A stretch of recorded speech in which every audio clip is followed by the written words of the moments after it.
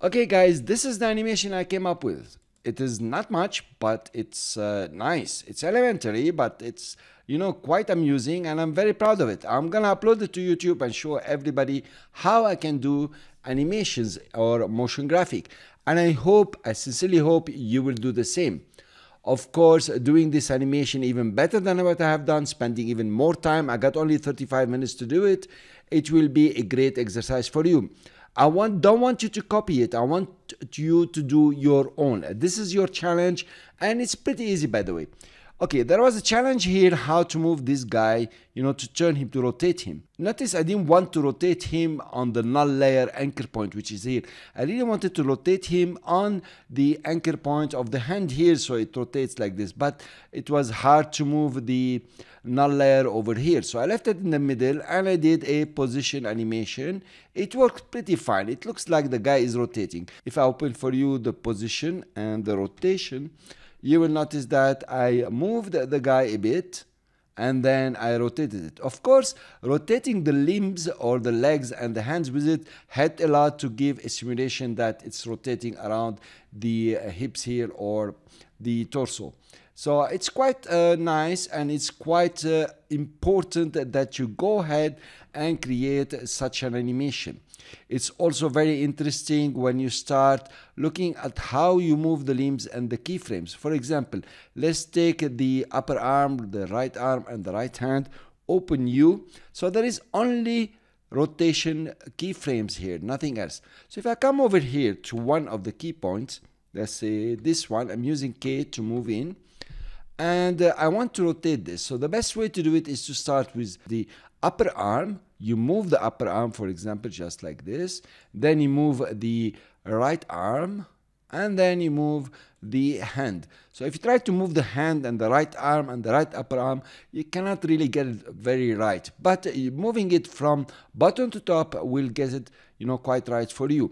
So it's about exercising. It's about also understanding how motion graphics works and how you can link all these layers together, how to parent them, and how to make them, animate all together. So what I would like you to do is to open this project file. Please do not copy my keyframes, just copy the robot, eliminate all the keyframes. You have it in another composition. Notice I made it smaller. I put a background here. If you want to see it, I will unlock it and show you how it's done.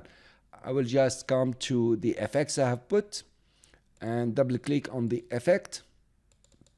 I have a gradient ramp and I have a vignette I put together. Of course, you can do something much better than I have done. You can get a PNG image with a nice electronic background, whatever you want. It's very important that you start working. It is not very good just for you to listen to me. It is very good that you look how I have done it. Look at all the keyframes here. Here we are. And if you press the tilde key or the apostrophe key just above the tab, you'll be able to see in full screen the panel that you have chosen. For example, here I'm looking at the timeline. If I press the apostrophe, here you are, I can see all the keyframes. You think this is a lot. Actually, it is not. It's pretty easy to do it. And I encourage you to have such kind of animation. Don't be scared too many keyframes. Don't look at videos that put 5 keyframes and that's it. You need to really work your things and make it the way you want.